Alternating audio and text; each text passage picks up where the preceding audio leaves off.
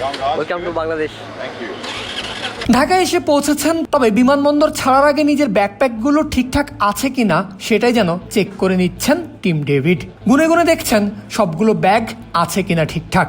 দেখে মনে হচ্ছে এ ব্যাপারে বেশ সতর্ক এই অজি ক্রিকেটার, ঠিক যেমনটা তার দল অস্ট্রেলিয়াও। এক যুগেরও বেশি সময় পর টাইগারদের বিপক্ষে সিরিজ খেলতে বর্তমানে বাংলাদেশে ক্রিকেট অস্ট্রেলিয়া। আর এবারের সফরে 22 গজে মেহমানদারিটা মোটেও পায়নি অজিরা, বরং বলে কয়ে অস্ট্রেলিয়াকে হারিয়েছে টাইগাররা। হাল খারাপ দেখে অস্ট্রেলিয়া আগেই উড়িয়ে এনেছিল শন মার্শকে, কিন্তু তাতে কি আর লাভ হয়েছে?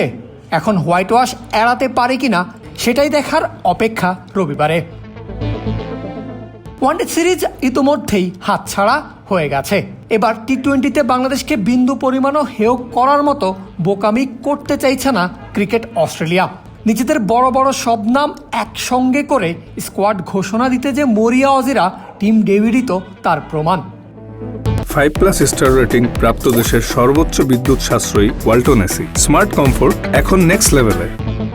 ব্যাকপ্যাক চেক করে নির্ধারিত গাড়িতে চড়ে বসেছেন টিম ডেভিড।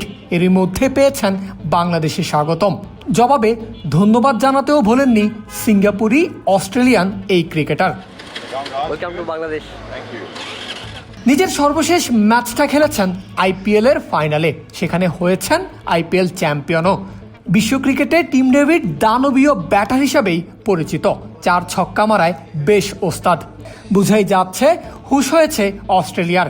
বাংলাদেশকে হারাতে যে নিজেদের পূর্ণ শক্তির ব্যবহার করবে টি-20 সিরিজে, সেটা আর বলার অপেক্ষা রাখে না।